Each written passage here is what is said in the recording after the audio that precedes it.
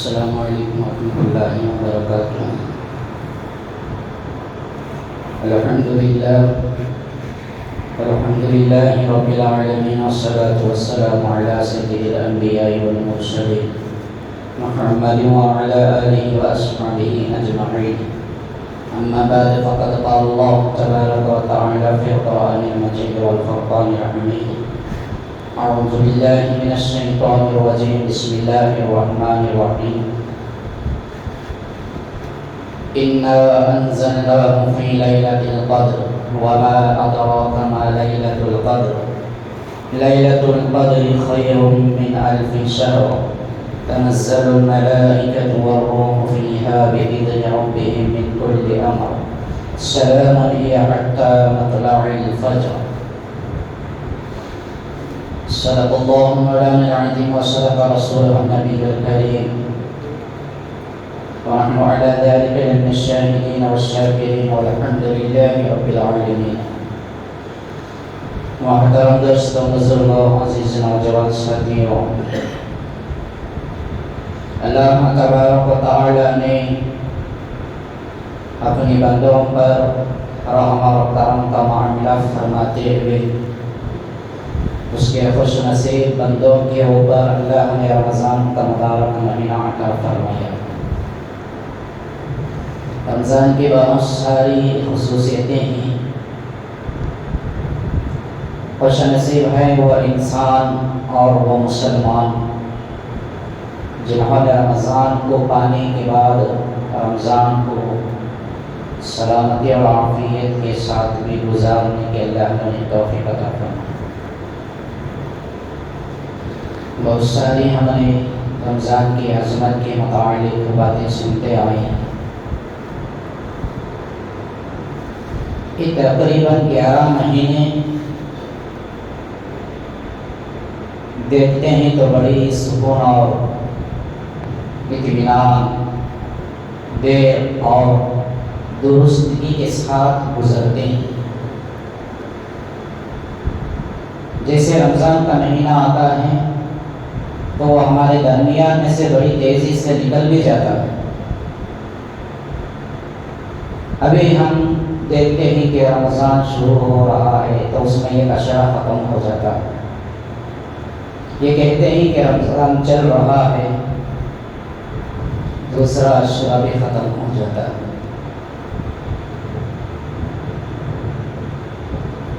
عید کی بابت اور عید کی تیاریاں کی مسلمان فکر اور کوشش کرتا ہے تو اس میں آخری اشرا بھی نکل جاتا ہے۔ اب معلوم ہی نہیں پڑتا کہ رمضان آیا کب اور گیا کب۔ ایسے لگتا کہ شاید ایک ہفتہ رمضان تھا میری زندگی میں، وہ بھی گزر گیا۔ اب افسوس ہمیں یہاں ہونی چاہیے کہ جو ایک ہفتے کا رمضان ملا تھا، کیا صحیح معنوں میں ہم نے اس کی قدردانی کی بھی کہ نہیں کی، وہ ہمیں سوچنے کی ضرورت ہے۔ اسے تو ہر دن ہر مہینہ آتا ہے اور جاتا ہے، اس میں بدلاؤ مجھے اور آپ کے لیے ضروری ہے۔ دیکھیں بڑی تیزی کے ساتھ گزر گیا 22واں روزہ ہمارے درمیان میں، آخری اشرا۔ شاید کہ ہم میں سے کسی کو افسوس بھی نہیں ہوگا، ہمیں فکر بھی نہیں ہوگی کہ اللہ ایسا عظیم ترین مبارک مہینہ تمہیں دیا تھا اور یہ بڑی تیز رفتار کے ساتھ نکل چکا۔ اب آخری عشرے کے کچھ دن ہی رہ گئے ہیں، رمضان ہماری جو ہے درمیان سے نکل جائے۔ دوستوں، بزرگوں، اللہ تبارک و تعالی نے اس کے شان اور اس کے عظمت میں جو احکامات نازل کیے اور جناب نبی کریم صلی اللہ علیہ وسلم نے جو تعلیمات اور جو احکامات ارشاد فرمائی، ان میں سے ہم رمضان کے ہر جمعہ میں بنیادی اعمال پر مختصر روشنی ڈالتے ہیں۔ انہیں بنیادی اعمال میں سے اہمیت کے قابل احترام میں سے ایک نعمت وہ ہے جو شب قدر والی،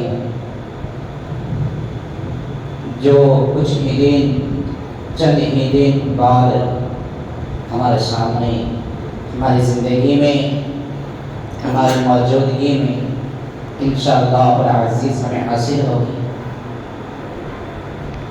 اس کے متعلق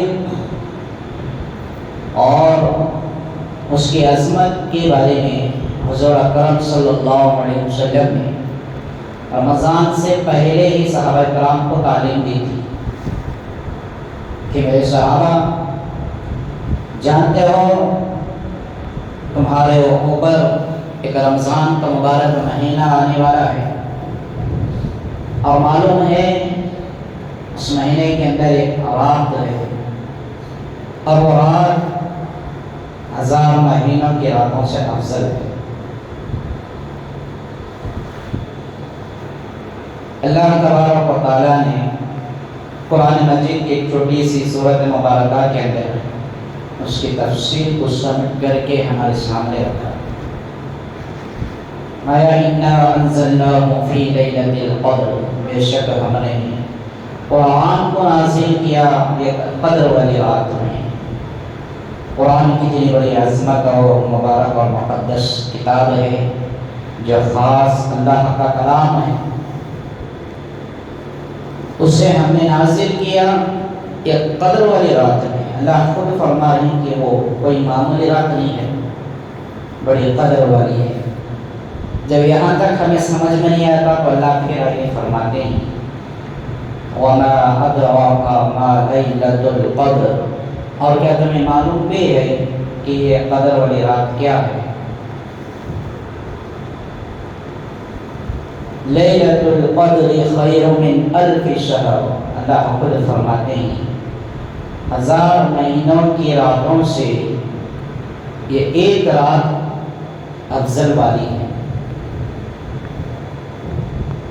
آگے فرمایا تنزل الملائکۃ والروح فیہا بإذن ربہم من کل امر، اور اس رات میں ہوتا کیا ہے؟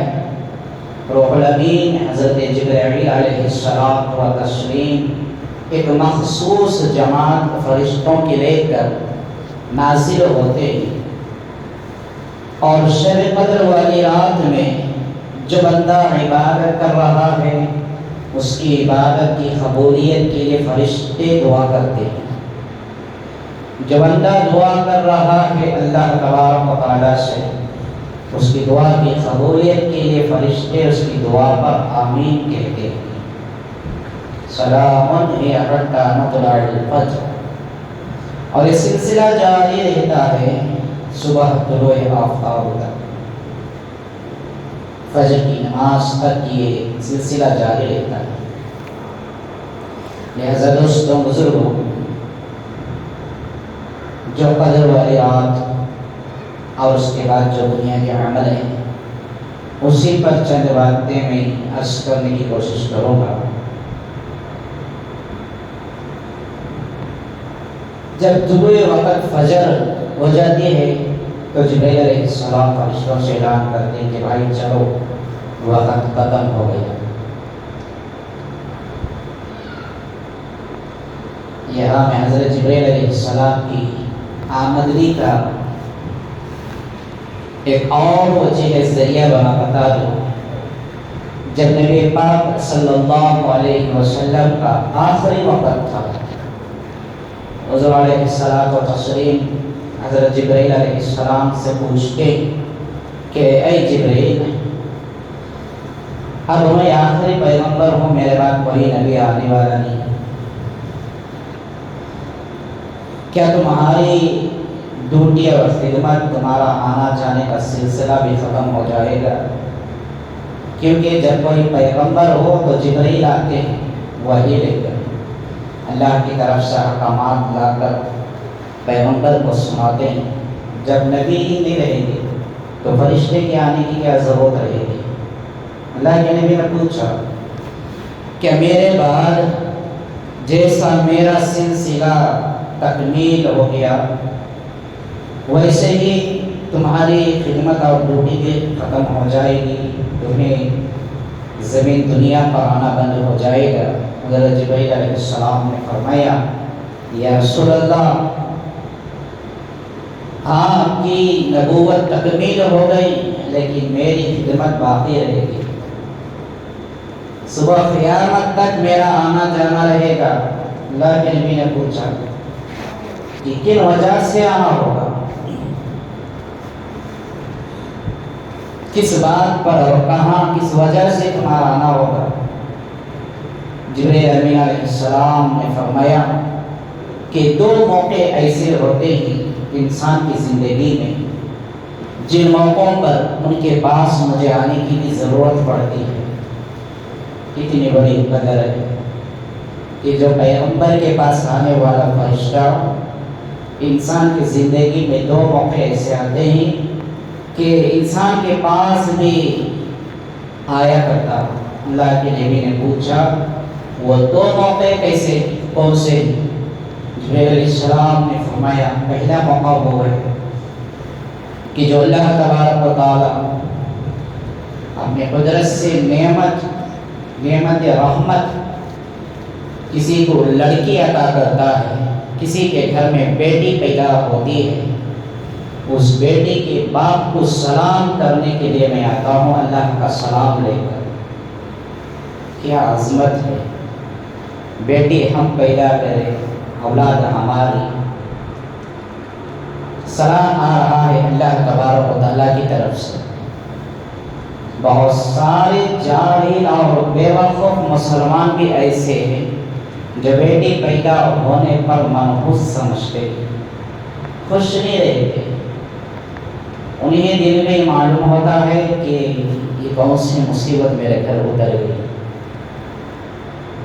بیٹی تو جانا ہی ہے، اس کی پرورش، اس کے اخراجات، اس کے پیچھے جو کچھ پریشانیاں ہونی یہ ساری ہمیں اٹھانی پڑے گی۔ بہت سارے مسلمان ہی، غیروں کی بات نہیں، لڑکا پیدا ہو رہا ہے تو لڈو بانٹ رہے ہیں، اب لڑکی پیدا ہو گئی ہے تو بتانا بھی مشکل ہو جاتا ہے کہ اللہ کی رحمت میرے گھر آئی ہے۔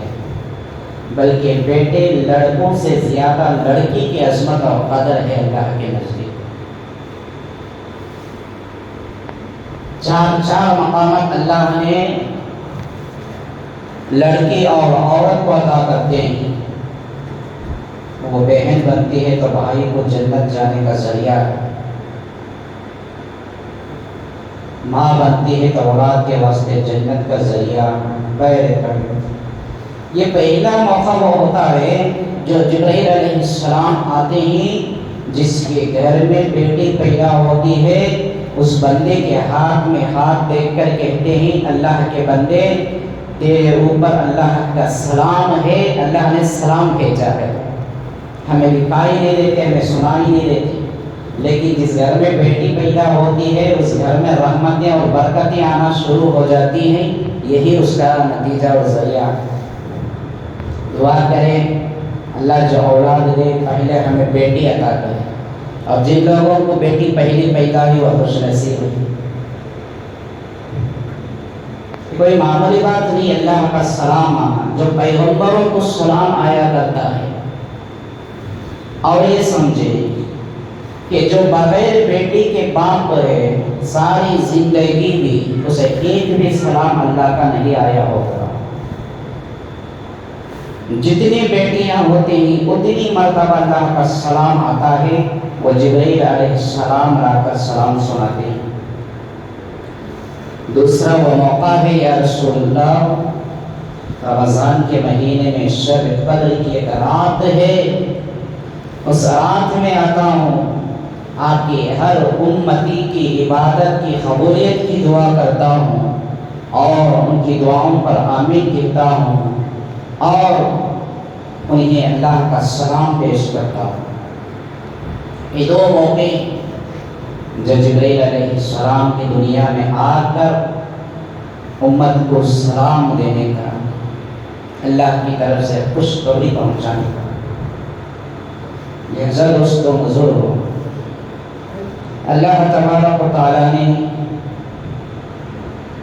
جو خاص اہمیت والی رات بنا کر شب قدر کی رات کو ذریعہ بنایا قرآن کے نازل ہونے کا، اور یہ بھی کہا جاتا ہے کہ شب قدر والی رات یہ قرآن مجید کی سالگرہ کی رات ہے۔ اس رات میں اللہ تعالیٰ اپنے خاص رحمتوں کے ساتھ زمین آسمان پر نزول فرماتے ہیں اور اعلان لگاتے ہیں کہ کوئی میرا بندہ ہے جو مجھ سے توبہ کر لے، میں اس کی توبہ قبول کروں۔ بڑی عظمت اور بڑی اہمیت ہے۔ اللہ سارے امت مسلمہ کو اس رات کی اہمیت اور عظمت اور قدر نصیب فرمائے۔ جب اہتمام کی نبی کریم صلی اللہ علیہ وسلم نے فضیلت اور عظمت بتا رہے تھے، صحابہ کرام اس سکتہ پڑھ رہے پڑھے اور سوچنے لگے۔ حضور صلی اللہ علیہ وسلم کے پاس جا کر عرض کرنے لگی، یا رسول اللہ، ہمارے سے پہلے جتنی امتیں گزری ہیں ان سب کی عمریں زیادہ ہوا کرتی تھی، کسی کی 100 150 200 سال 300 سال بہت بڑی بڑی عمر ہوگی، اور ان لوگوں نے جو عبادتیں کی ہوں گی، جو اعمال کیے ہوں گے، ہماری عمریں تو بہت کم ہیں، 100 سال کے اندر قریب کے ہیں۔ اب وہ امتی سارے جو ہے ہم خیر امت ہونے کے باوجود بھی اللہ کی عبادت اور نیک اعمال میں وہ امتی ہمارے سے سامنے نکل جائیں گی۔ بات تو صحیح تھی، 100 سال کی بھی اگر زندگی مل جائے، 100 سال میں عبادت کر لینے والا 101 سال کی عمر والے کے برابر نہیں ہو سکتا۔ ایک دن کیا ایک لمحہ ہی اگر کسی سے زائد نکل گیا تو اس کا وقت زیادہ ہو جاتا ہے۔ صحابہ نے پوچھا کہ ہماری عمریں بہت کم ہیں، ہمیں جتنی بھی عبادتیں کر لے ان لوگوں کے مقابلے میں کم ہیں جو 200 250 300 سال کی عمریں گزارے۔ اللہ کے نبی علیہ الصلوۃ والتسلیم اللہ کے بارگاہ میں دعا کرتے ہیں کہ باری تعالیٰ صحابہ کے تقاضے کو اللہ کے سامنے پیش کرتے ہیں۔ اس موقع پر اللہ تبارک و تعالیٰ نے آپ صلی اللہ علیہ وسلم اور آپ کے صحابہ کو تحفتاً یہ رات عطا کی اور اس کی فضیلت بتائی۔ حدیث مبارکہ میں آتا ہے کہ اخلاص اور صدق دل کے ساتھ جو امتی شب قدر کو پا کر شب قدر کی رات کو عبادت میں گزار دیتا ہے، اللہ کو اس کی عبادت اور وہ رات مقبولیت فرما لیتے ہیں، تو پہلے کی جو قومیں 200 250 300 سال کی عبادتیں کر کے گزرے گی وہ ان سے بھی آگے نکل جائے گا۔ ایک رات کی عبادت، اور ایک جگہ شرط فرمایا ایک رات عبادت کر لینے سے جو بندہ 80 سال تک عبادت کرتا ہے اور اسے جو ثواب اللہ تعالیٰ عطا کرتے ہیں وہ ثواب اس بندے کو عطا کرتے ہیں جو شب قدر کی ایک رات میں اللہ سے گر گرا کر دعائیں توبہ اور عبادت کرتا ہے۔ بہت بڑی فضیلت ہے۔ یہی وجہ تھی اللہ کے رسول صلی اللہ علیہ وسلم نے اس رات کی تعلیم رمضان کے پہلے ہی سے عطا کی کہ کوئی بھی میرا امتی اس سے محروم نہ رہ جائے، کوئی اس قدر والی رات کے اجر و ثواب اور اللہ کی نیکی اور عبادت سے کوئی دور نہ ہو جائے، کوئی غفلت میں نہ پڑ جائے۔ رمضان سے پہلے سے اللہ کے نبی نے اس پر تعلیم دی اور ہوشیار کرائی۔ افسوس کے ساتھ ہم اپنے گریبان میں غور کرنے کی ضرورت ہے۔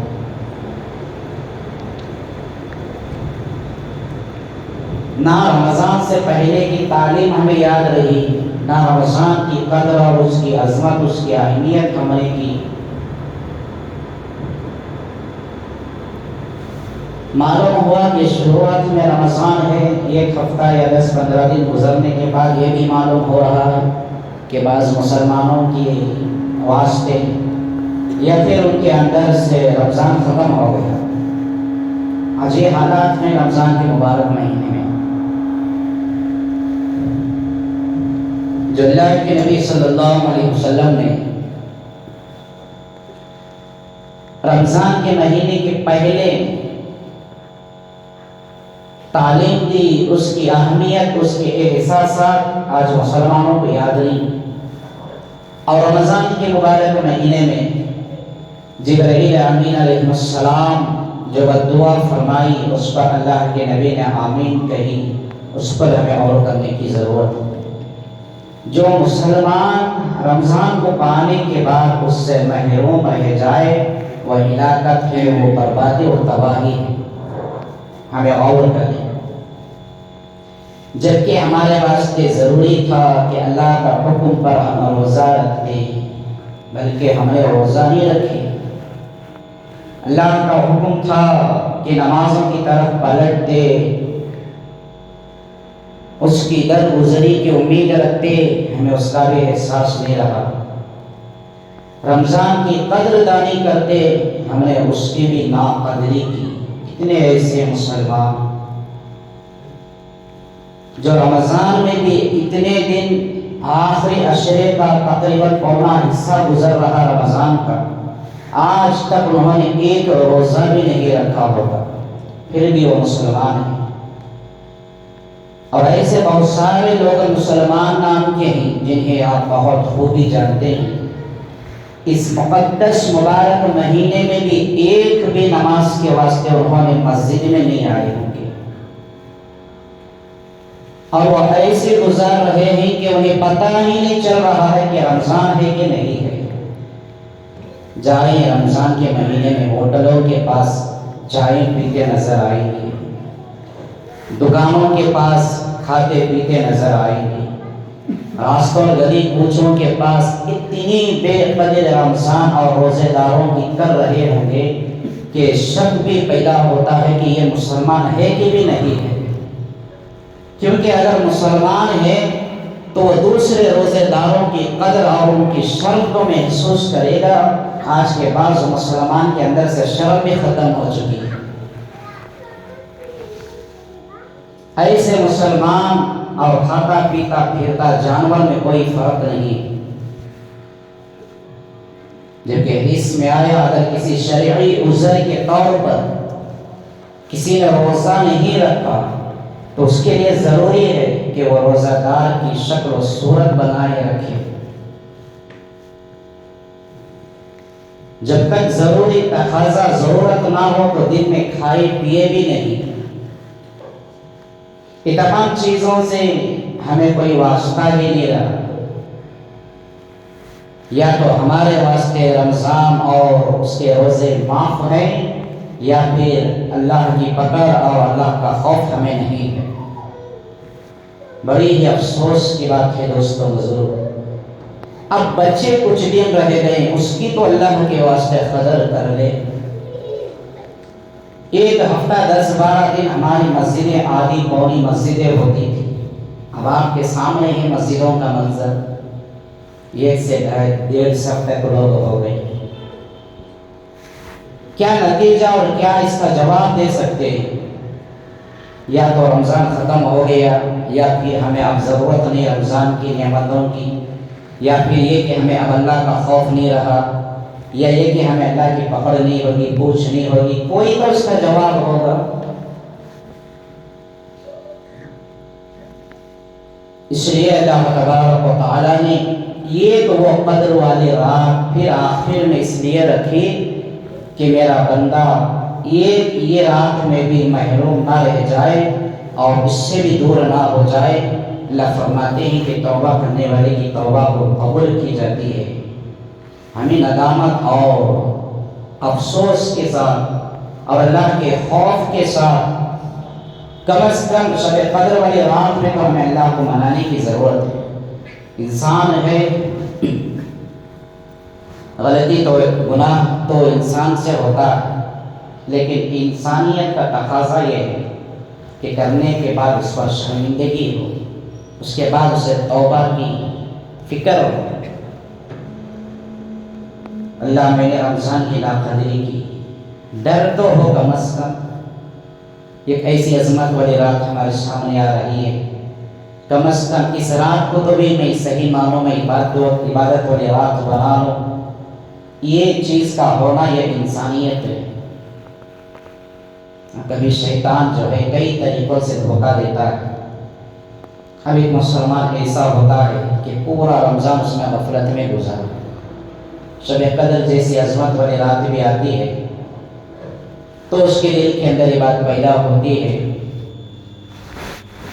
کہ پورا رمضان ایسا گزر گیا، اب وہ جو محاورہ بولتے ہیں نا، بلی سو چوہے کھا کر حج کو گئے، اس کے برابر کو کام کریا تو کیا ہوتا؟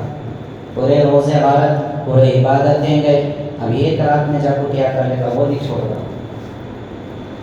دل کے اندر وسوسہ پیدا کرتا، یہ جو مطلب اس طرح کی جو غفلتیں آتی ہے، یہ وہ کہ جو ایک آخری جو ہے موقع ہے شب قدر کا گنہگاروں کی بخشش کے واسطے، جو رمضان اور اللہ کے گھر کی ناقدری کیے ہوئے لوگوں کے واسطے توبہ و مقبولیت کا ایک موقع شب قدر والا، اسے بھی گوانے کے بڑی بد نصیب ہوئی۔ اللہ کے نبی علیہ السلام نے فرمایا، جس نے شب قدر والی رات کو کھو دیا، غفلت میں چھوڑ دیا، اس نے ساری بھلائی سے محروم رہ گیا، ہر بھلائی سے اس نے محروم رہ گیا۔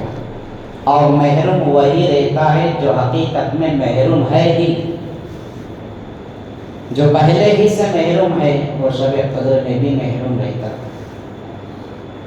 اللہ فرماتے قرآن میں لا تقنطوا من رحمت اللہ، کہ اللہ کی رحمت سے مایوس مت ہو۔ موت تک اللہ نے توبہ کا دروازہ کھلا رکھا، ہمیں آخری سانس تک بھی توبہ کی جو ہے ہمیں کبھی فکر ہی نہیں ہوتی، لیکن اللہ انتظار میں ہی کہ میرا بندہ آج توبہ کرے گا، اب بدل جائے گا، اب توبہ کرے گا۔ اللہ کے نبی علیہ الصلوۃ والتسلیم نے صحابہ اکرام سے پوچھا کہ میرے صحابہ، ایک آدمی کا میں واقعہ بتاؤں کہ جو اللہ کے نزدیک بڑا وہ معزز ہوا، بڑا مقبولیت والا ہوا۔ صحابہ نے کہا کہ یا رسول اللہ ضرور بتائیں۔ حضور صلی اللہ علیہ وسلم نے فرمایا، ایک آدمی تھا، وہ ناجائز طور پر 99 لوگوں کا قتل کر چکا تھا، 90 پر 9 آدمیوں کا وہ قتل کر چکا تھا، اس کا قاتل تھا۔ اور اس کے بعد اس سے تڑپ پیدا ہوئی، اسے ڈر پیدا ہوا کہ اب میں کیا کروں، یہ کام تو مجھے چھوڑ دینی چاہیے، یہ مرڈر والا معاملہ چھوڑ دینا ہے۔ ایک یہودی راہب عالم کے پاس گیا، اس سے ساری اس کی کہانی سنائی کہ میں نے 90 پر 9 قتل کیا، کوئی سیدھا راستہ بتلائیں، میں سدھرنا چاہتا ہوں، میں ابھی چھوڑ دینا چاہتا ہوں۔ اب اس سے بڑا غصہ آیا، اس نے اسے دھتکارتے ہوئے کہا سختی کے ساتھ کہ 99 قتل کیا، اب سدھرنا چاہتا ہے، تیرے پاس کوئی راستہ نہیں سدھرنے کا، ہٹ جا میرے پاس سے، چلا جا۔ اب اسے پھر غصہ اور بھی زیادہ آ گیا، قیام سے سیدھے تلوار نکالا، اس راہب کا بھی سر تن سے جدا کر دیا، اس کے بھی 2 ٹکڑے ہو گئے۔ اب پورے کمپلیٹ 100 قتل ہو گئے، اس کے مکمل سے ہو گئے، اور بھی زیادہ اس سے گھبراہٹ ہوئی، اور بھی زیادہ ڈر ہوا۔ اب اسلام کے اندر کسی کو بلا وجہ بلا تردد تکلیف دینا بھی جو ہے وہ مومن کی علامت نہیں ہے، کسی کو تکلیف نہیں دے سکتے۔ اب یہاں قتل 1-2 نہیں، پورے 100 قتل ہو گئے۔ تو پھر ایک آدمی سے ملاقات ہوئی، اس سے سارا واقعہ سنایا۔ اس نے کہا کہ تیرے پاس ایک راستہ ہے، سیدھے مدینہ چلا جا، وہاں جناب آخر الزمان محمد رسول اللہ صلی اللہ علیہ وسلم مبعوث ہوئے، تیری کوئی معافی کا، تیری کوئی سیدھے راستے کا ذریعہ وہاں سے مل سکتا ہے۔ تو اس نے فوری طور پر سفر کا ارادہ کیا، تیزی سے نکلنا شروع کیا۔ حضور صلی اللہ علیہ وسلم بیان کرتے ہیں واقعہ، اللہ کو جو منظور ہوتا ہے وہی ہوتا ہے، لیکن اللہ تبارک و تعالیٰ بڑے بڑے اعمال سے، بڑے بڑے عبادتوں سے دلوں کی چھوٹی جو ہے سچی نیت کو دیکھتے ہیں۔ جب اس بندے نے سفر کا ارادہ کر کے سفر جاری کیا تو سفر شروع کیا، کچھ ہی جو ہے فاصلے پر اس کا انتقال ہوا، وہ مر گیا۔ دوزخ کے فرشتے بھی آئے، جنت کے فرشتے بھی آئے۔ اب ایک طرف جنت کے فرشتے کہتے ہیں کہ یہ جنت کا حقدار ہے، اسے ہم لے کر جائیں گے۔ دوسری طرف دوزخ کے فرشتے کہتے ہیں کہ نہیں، یہ 100 لوگوں کا قاتل ہے، یہ دوزخ کا حقدار ہے، اسے ہم لے کر جائیں گے۔ دونوں فرشتوں میں بحث آپس میں، آخر میں اللہ سے وہ رجوع کرے، اللہ تو ہی بتا دے یہ کہاں کا حقدار ہے، جنت یا جہنم۔ اللہ کی طرف سے انہیں حکم ہوا کہ جہاں سے نکلا ہے اور جہاں مرا ہے وہاں تک کا فاصلہ کو ناپا جائے، اگر خیر کی طرف جو ہے اس کا راستہ زیادہ ہے تو یہ جنتی ہے، اگر کم ہے تو یہ دوزخی ہے۔ لکھتے ہیں کہ واقعے میں اس کا جو ہے راستہ بہت کم تھا، جو نکلا تھا اپنے مقام سے مدینے کی طرف جانے کے واسطے راستہ بہت کم تھا، ابھی زیادہ نہیں تھا، لیکن اللہ کی یہ مہربانی ہوئی کہ وہ راستہ طویل ہو گیا، مدینے تک کے واسطے بہت زیادہ لمبا راستہ ہو گیا۔ معلوم یہ پڑا کہ یہ خیر کی طرف کا زیادہ سفر کر چکا ہے نیت کے حساب سے، تو اللہ کا حکم ہوا کہ تب تو یہ جنت کا حقدار ہے۔ فرشتے جنتی اسے اپنے قبضے میں لے کر چلے گئے، دوزخی فرشتے واپس چل گئے۔ معلوم یہ پڑا اللہ کے نبی علیہ السلام نے صحابہ کو سمجھانا چاہتے تھے کہ بندہ چاہے لاکھ گناہ کر لے، افسوس نہیں کہ کبھی مایوس نہیں ہونا اللہ کی رحمت سے، یہ مایوسی کفر ہے۔ بندہ کہتا ہے جاؤ حضرت پورا رمضان اس میں ایسا گزر رہا، میں کیا کروں۔ اب ایک تو اس طرح کا دل میں افسوس ہوتا ہے، دوسرا لوگ کیا نہیں سمجھیں گے، پورا رمضان انہیں مسجد میں دکھائی دیا نہیں، شب قدر میں آیا رکھنو سو بن کو معلوم ہوگا کہ پورا رمضان انہیں عبادتیں کرا یا پھر انہیں روزے رکھا، دوسرے لوگوں کے واسطے بھی ضروری ہے۔ اور امتی کے واسطے اللہ کے نبی علیہ السلام کے اس واقعے پر ہمیں غور کرنے کی ضرورت ہے کہ مایوسی کے بغیر جو بھی وقت رمضان کا جو بھی لمحہ ہمیں مل رہا ہے اس کی قدردانی کرنی چاہیے۔ ایک ہی تو یہ ایسا موقع ہے، اسی کی وجہ ہے اللہ کے نبی صلی اللہ علیہ وسلم نے رمضان کے آخری عشرے میں پورے دنوں کا اعتکاف کیا کرتے تھے، شب قدر کی تلاشی میں۔ اور اہم بنیادی عمل بھی یہ ہے کہ رمضان کے آخری عشرے کا اعتکاف حضور صلی اللہ علیہ وسلم کی یہ سنت بھی نہ رہ جائے، اللہ تعالیٰ نے اسے بھی مشروع کیا۔ اعتکاف 3 طرح کا ہوتا ہے، ایک واجب ہے، ایک مستحب ہے، ایک سنت کفایہ ہے۔ واجب اعتکاف یہ ہے کہ اگر کوئی بندہ نظر مانی، منت مانی کہ میرا فلاں کام ہو جائے میں اس کے بعد اعتکاف کروں گا، واجب اعتکاف میں بھی روزہ ضروری ہے، روزے کے ساتھ اعتکاف۔ اب اللہ کی طرف سے اسے کامیابی حاصل ہو گئی، کسی مسئلے میں اٹکا تھا، کوئی کام نہیں ہو پا رہا تھا، ایک بہت بڑا مسئلہ تھا، اس کے اعتکاف کی منت اور نظر کی وجہ سے وہ حل ہو گیا، تو اس کے واسطے اب اعتکاف کرنا ضروری ہے روزے کے ساتھ، یہ واجب ہے۔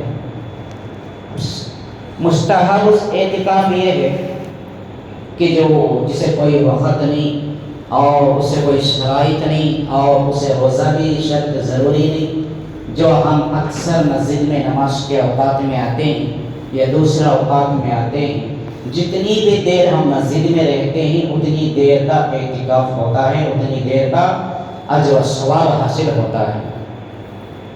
سنت کفایہ والا اعتکاف وہ ہے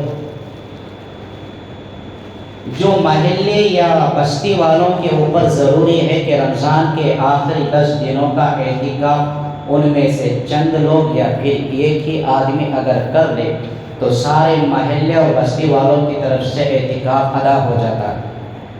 اگر ایک بھی بندہ مسجد میں اعتکاف میں نہیں بیٹھے گا تو پورا محلہ اور بستی والے گنہگار ہوں گے۔ اتنا بڑا یہ سنت موقوۃۃ الکفایہ ہے، ایک آدمی کرنے سے سب کی طرف سے ادا ہو جاتا ہے۔ ایک بھی اگر نہیں اعتکاف کرتا ہے تو سب گنہگار ہوتے ہیں۔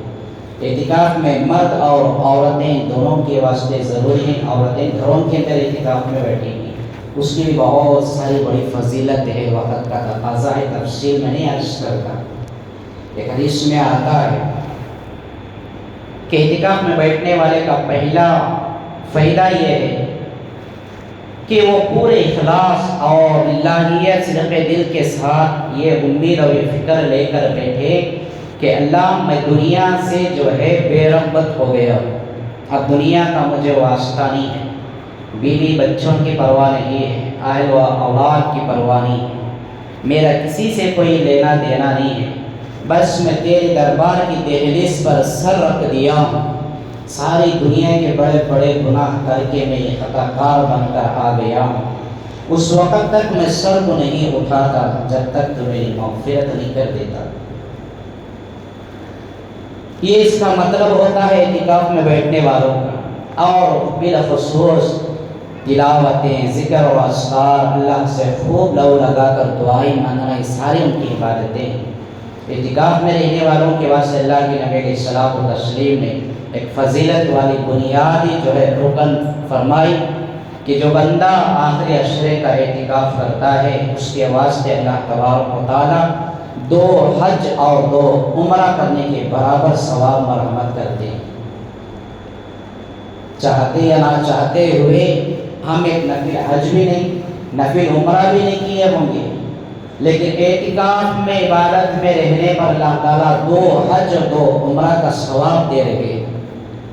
اس کے اور علاوہ یہ سب سے بڑی سنت حضور اکرم صلی اللہ علیہ وسلم کی ہے، بہت ساری اعتکاف کے تعلق سے بھی فضیلتیں ہیں، لہٰذا دوستوں بزرگوں، جیسا کہ میں نے کہا کہ اللہ تبارک و تعالیٰ کی رحمت سے مایوس ہوئے بغیر، جیسے اللہ پاک نے اس 100 لوگوں کا قتل کیے ہوئے انسان کو اللہ نے جنتی بنا دیا۔ اتنے تو بڑے ہم قاتل نہیں، اتنے تو بڑے بڑے گناہ تو نہیں کیے ہیں، لیکن اللہ کی رحمت سے مایوس بھی نہیں ہونا چاہیے۔